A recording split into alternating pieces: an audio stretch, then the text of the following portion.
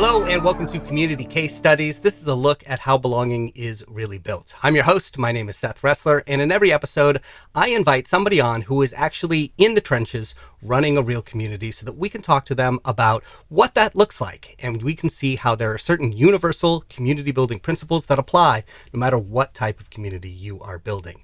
My guest today is a seasoned entrepreneur with experience in biotech, fintech, and consumer brands, and we're probably not going to talk to him about any of that because he's also a runner and he's a community builder. He is the founder of the FFP Running Clubs. The FFP stands for Fitness, Fun, and Philanthropy. It's a nonprofit network built around the idea that fitness can be a gateway to connection. It started as a single social running club and has grown into a network of more than 40 clubs across multiple states and even in other countries. Please welcome Dave Lee. Hi, Dave. How are you? I'm great. Thank you, Seth.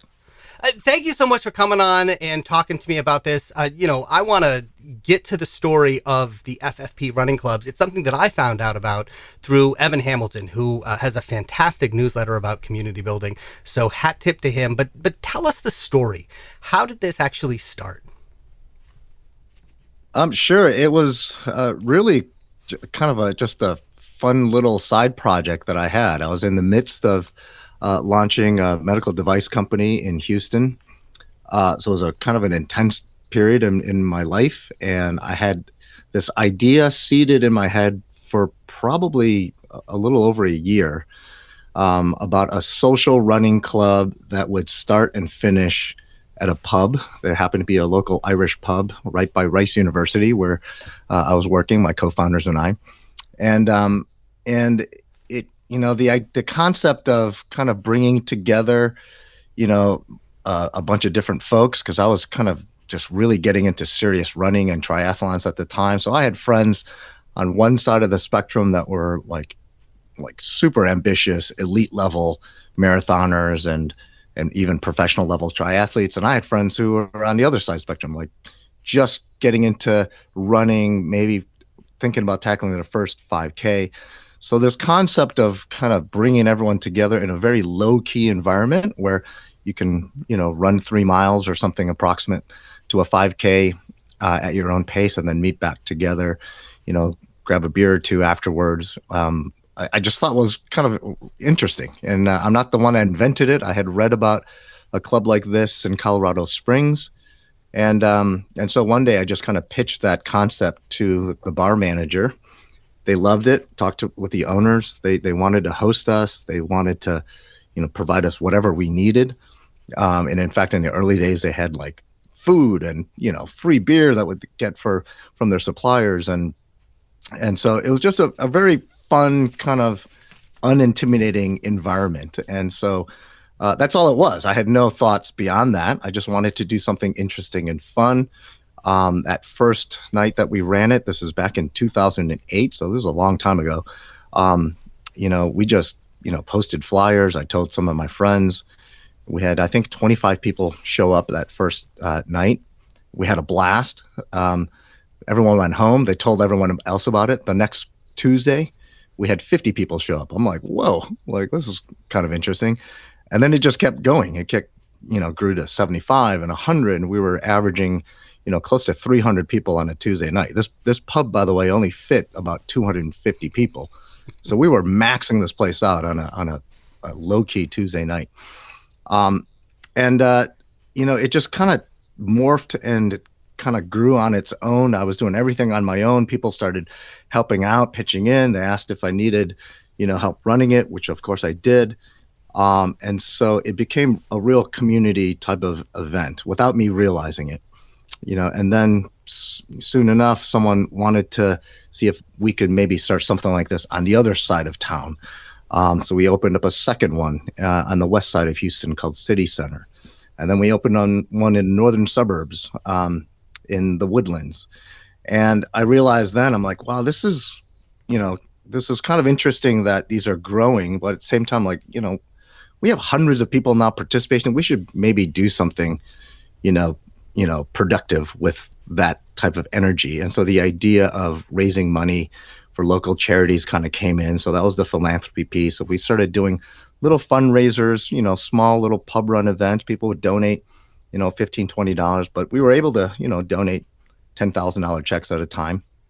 And I think people really kind of got drawn into that concept of belonging. And this is when it really kind of took off. And so from there, I set up a 501c3 nonprofit, not with a business entity idea.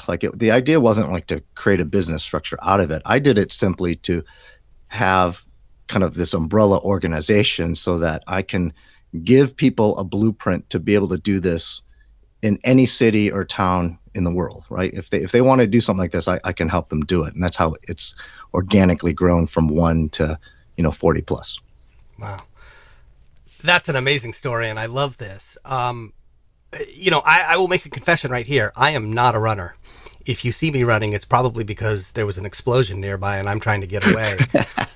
But what I love about this is that I was a swimmer in high school, and this reminds me of my experience as a swimmer because I grew up as a club swimmer on a swim team.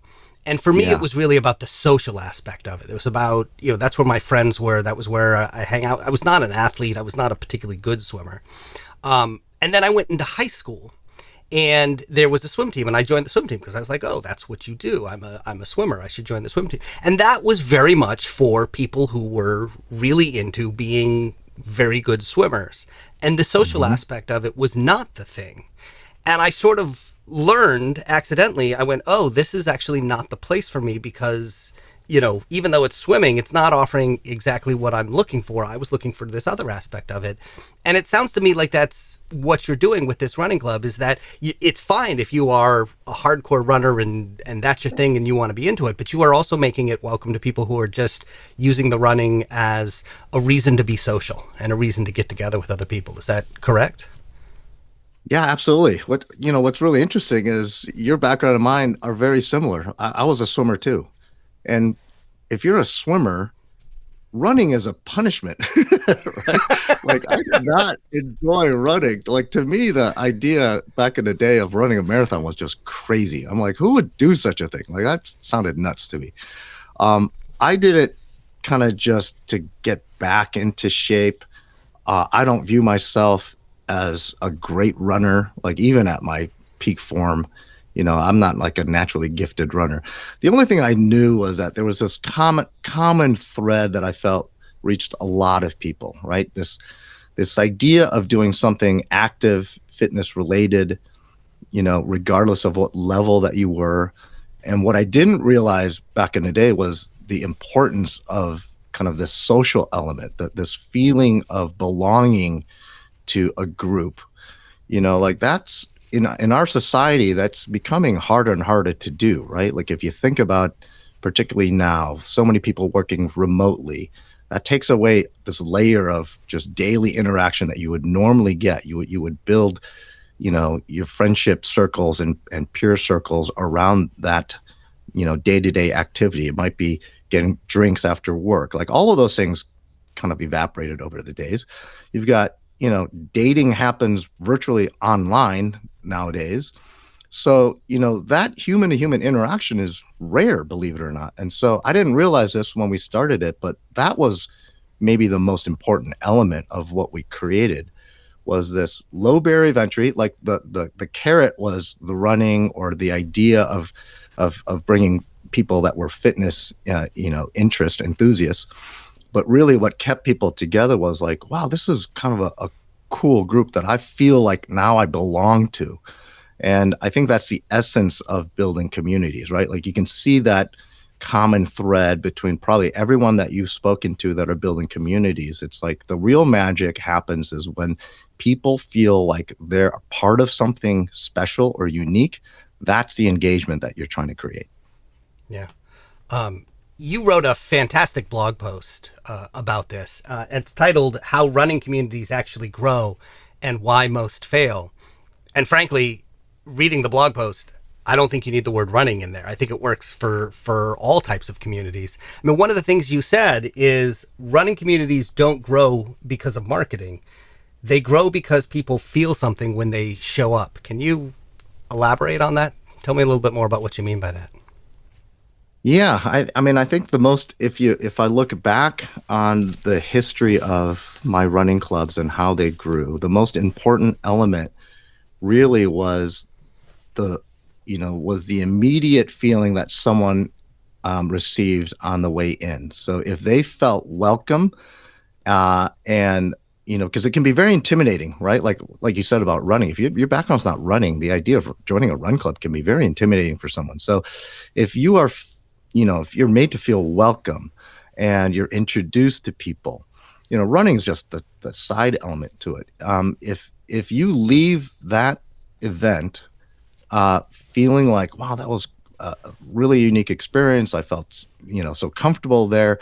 You're going to not only come back, you're probably going to invite other people with you. And that's, without me realizing what was happening. I didn't think out to say, oh, we got to really think about the experience of someone coming in. I was just kind of like, well, it's like we want it to be inclusive, right? I didn't want people, if they were walkers, I didn't want them to not show up. I wanted them to be able to do that. So we made it, very conscientiously open to everyone. But it was not. This is not a marketing exercise, right? Like if you're looking at it that way, you're thinking about growing communities incorrectly.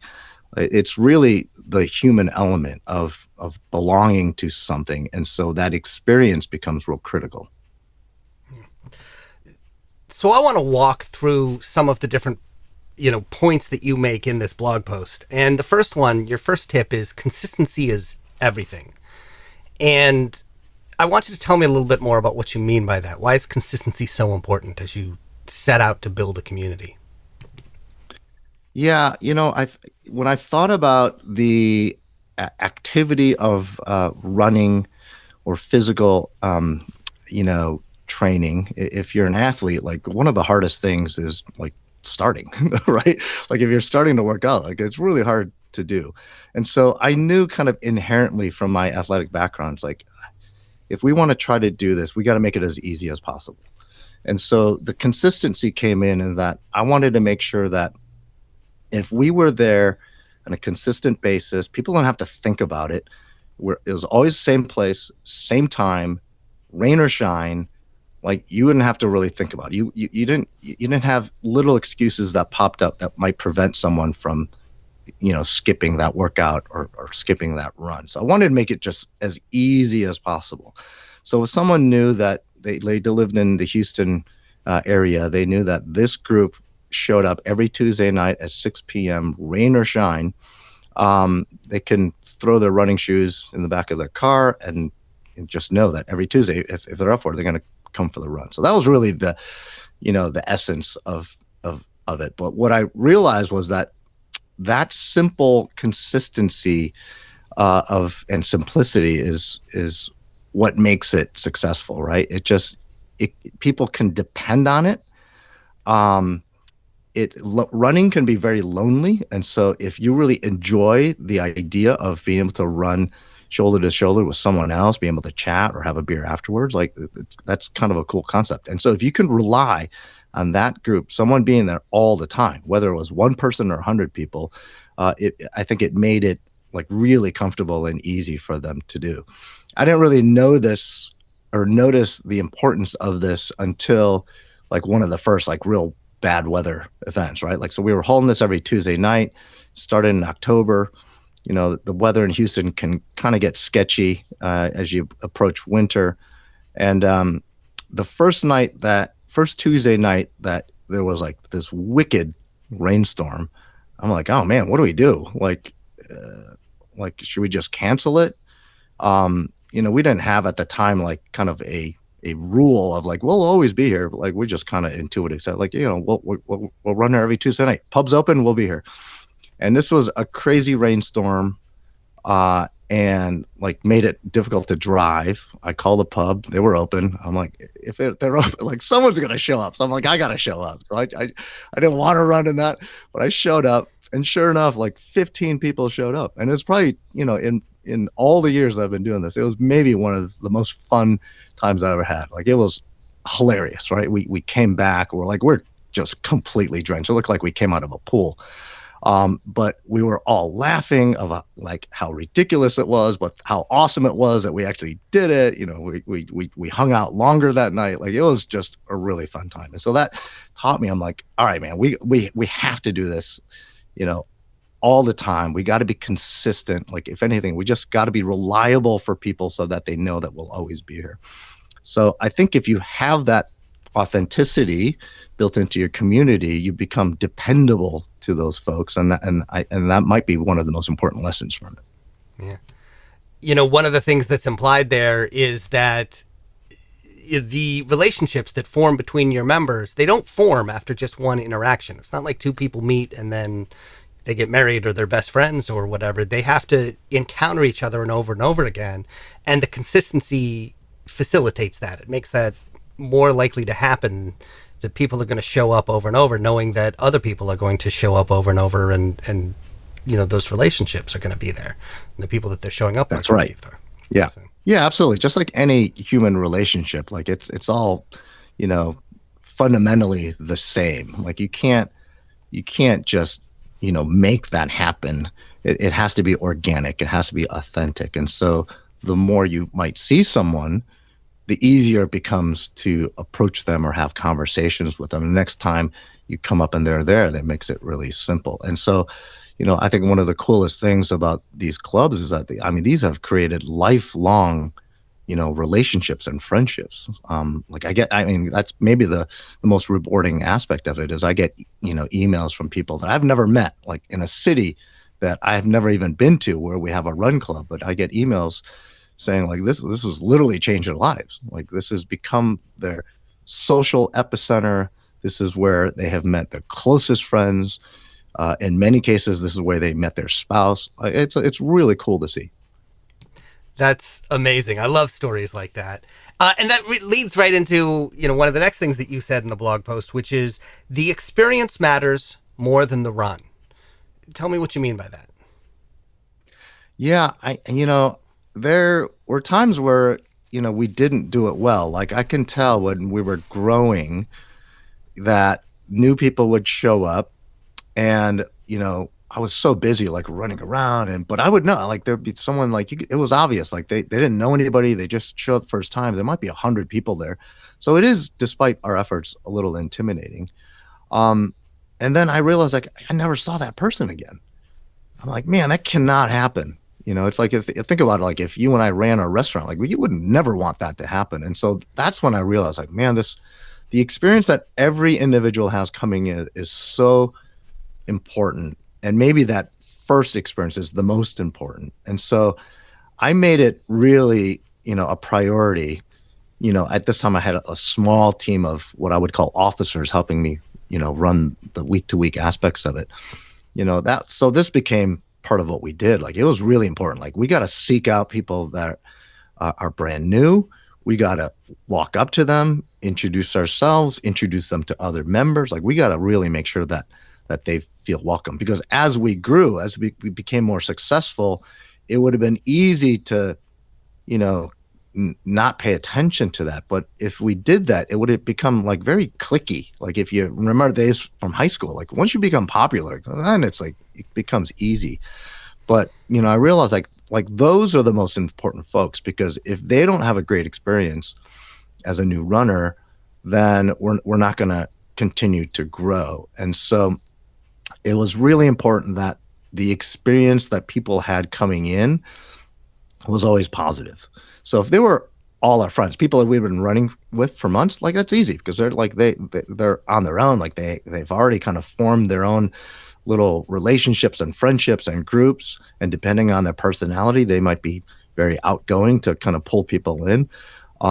But even if they weren't outgoing, they might have a comfortable group that they've established. But if you're brand new to that, that can be, you know, polarizing. And so we were very conscious of kind of having that positive experience coming in. And so we kind of built that into how we ran, you know, each of our weekly runs, like the introductions, making sure that we, you know, recognize the people that were first times. They understood what was going to happen next, like what happens when they're done running.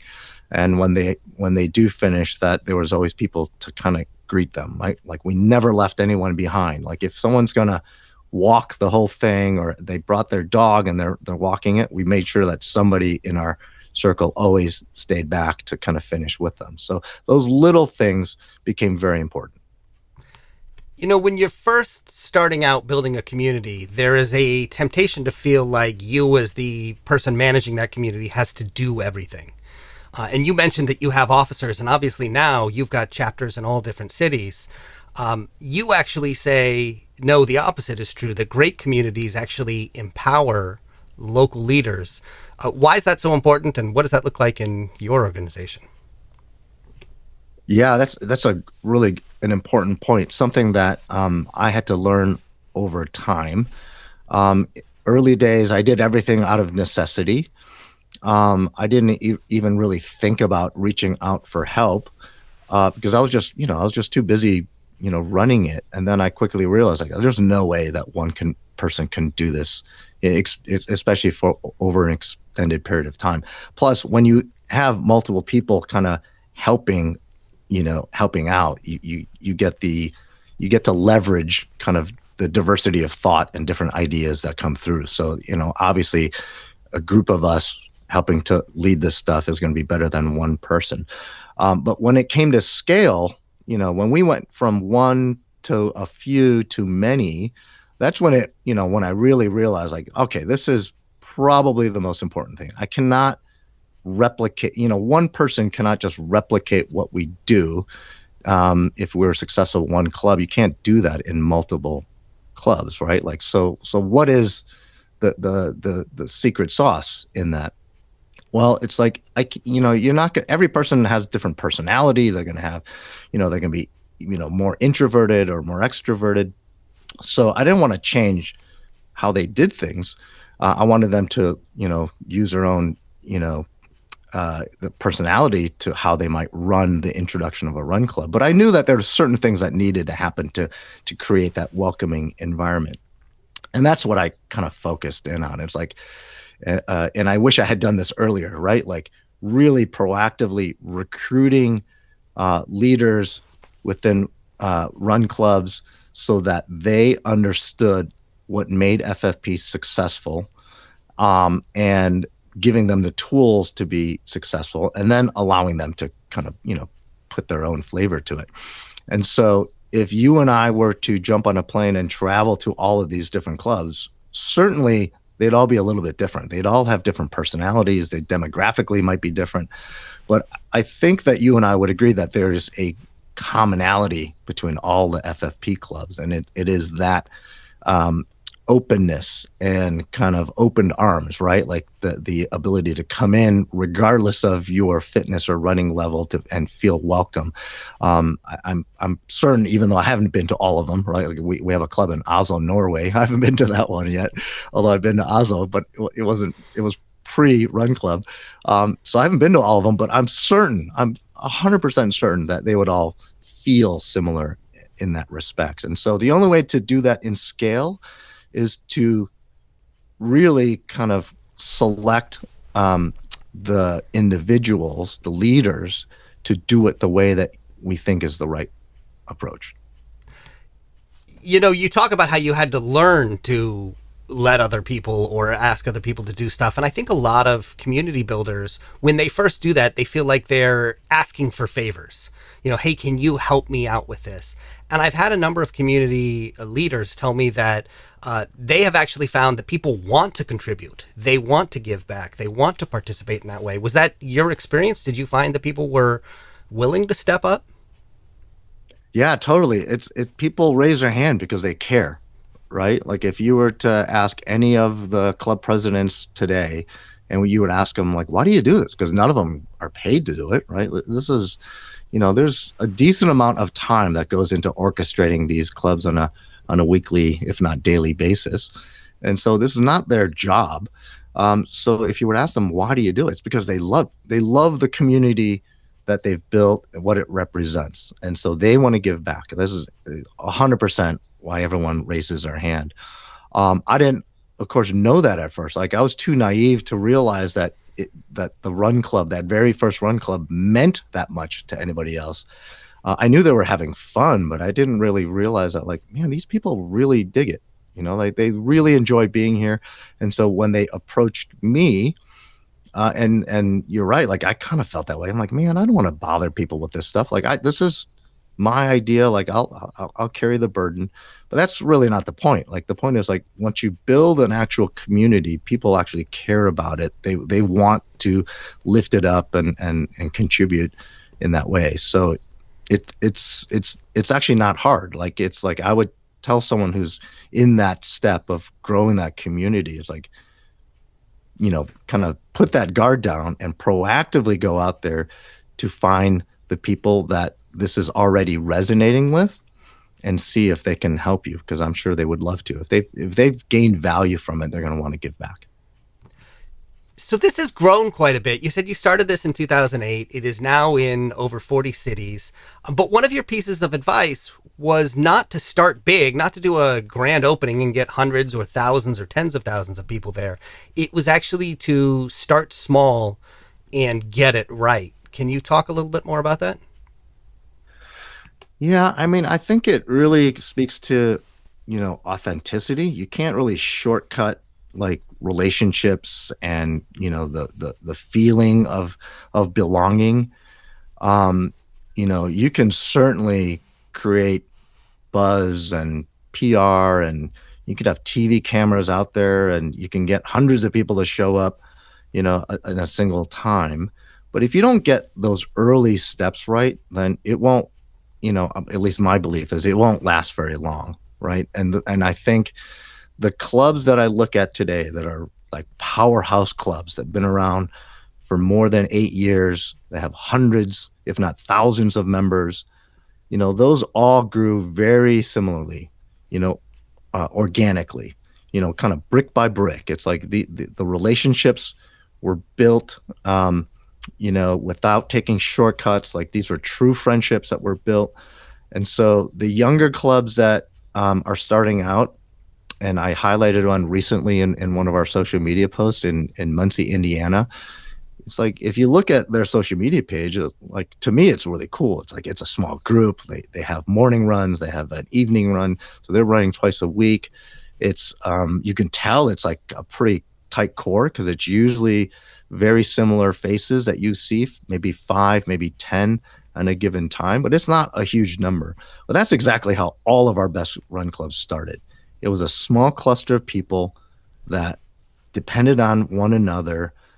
They enjoyed that experience, and they brought in other members, and organically grows from there. And so I don't think there's a shortcut method, nor do I think it's important to race to become this huge run club within numbers. For me, if the value is in the relationships and what they gain out of it, like, it's much better to create this positive energy than to just grow statistical numbers like that. Those are meaningless. Do you have a mechanism for getting feedback from your members, and has that changed what the run clubs look like over time, or maybe how they look in different cities? And is the way that you get input or feedback changed from how you did it at the beginning to maybe how you do it now? Yeah, I mean, I wish there was. I can tell you that there is a real systematic way of doing it. And we've done things like surveys on a local, regional, and national level. But I think what's most relevant and probably most impactful is feedback that is informal but happens immediately. In person, right? Conversations before and after the run. So if you're an officer in FFP, like, that's where the feedback loops need to be, not from like a systemic survey type approach. It's like, oh, let's look at the diagnostics of the feedback that we got back from our group. No, like, the most important is, like, how did these people enjoy that first experience? What was it like coming in? And how can we get better at that? What was it like after the run? Like, I think the immediacy is more honest, and So like that's the feedback loop. I think that is really critical to us. So that's not a systematic thing. Like we don't have it like, hey, you should be collecting feedback on this type of basis. It's a little bit more organic than that. But I think if you were to go to each of these run clubs, like that's where our officers probably have the best pulse. Is if they're doing that on a daily basis, it gives them a much greater idea of how things are happening. You also outline a number of mistakes that you've seen chapters make, or just communities make. I want to talk about some of those too, because I think these are also fascinating. The first one is an over reliance on social media. Tell me a little bit more about that. Yeah, I mean, I think this is where, obviously we're an in-person kind of platform, right? Like all of this is designed for the purposes of meeting people in person. And so I think when you start blending the criteria and the importance on certain measurements between the digital and in person, that's I think where it can get a little blurred. Social media for us is simply a tool to communicate, um, you know, what's happening, to let people know a little bit about this group if they're on the social media channels. It is not our main, kind of premise for how we operate our clubs.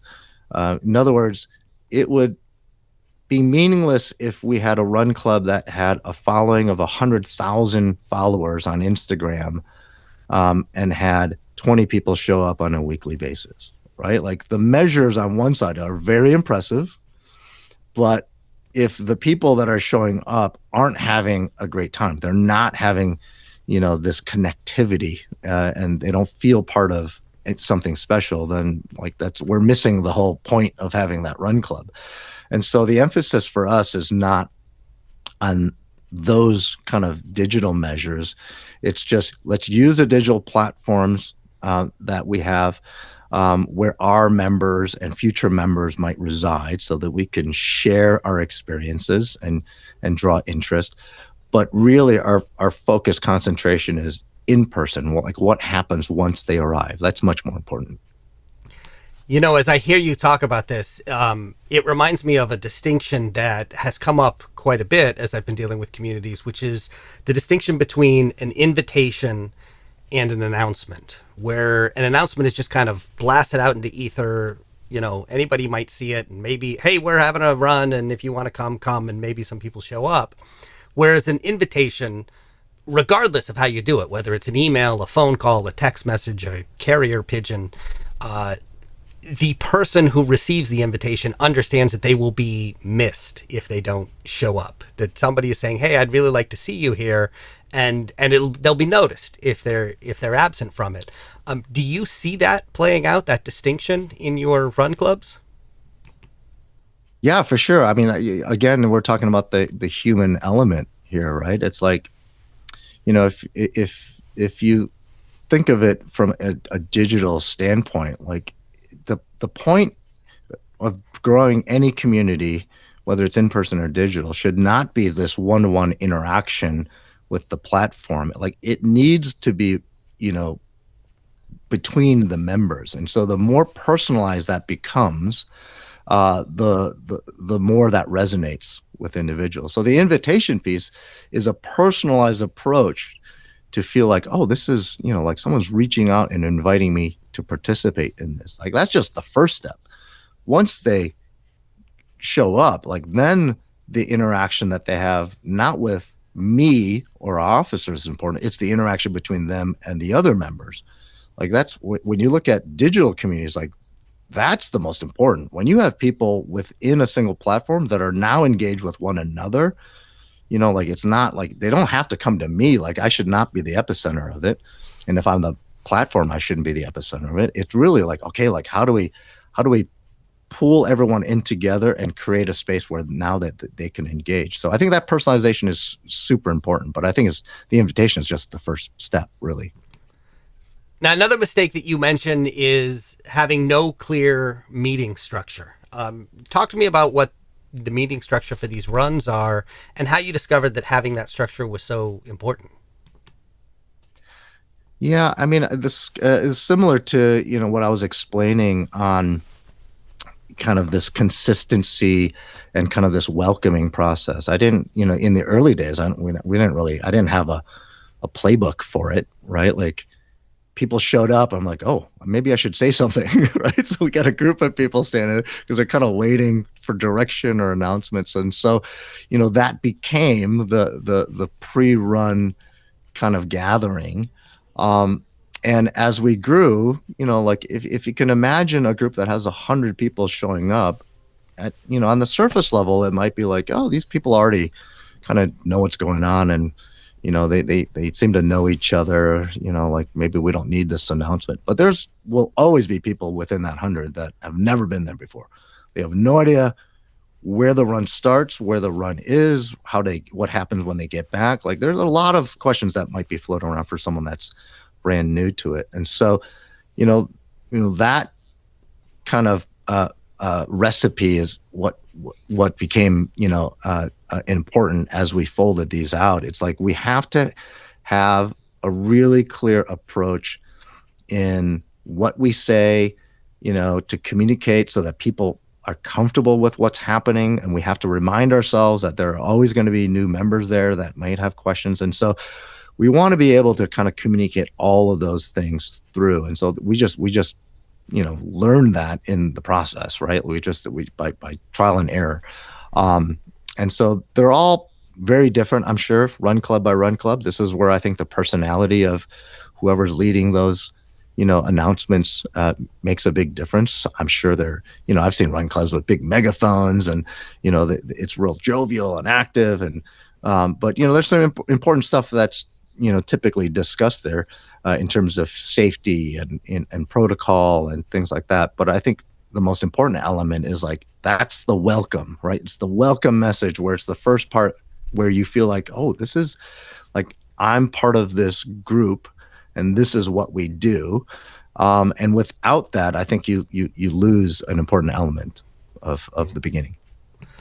Yeah, that welcoming is so important, and just making people feel, you touched on safety. I mean, what does safety in your community look like, or what makes people feel comfortable there?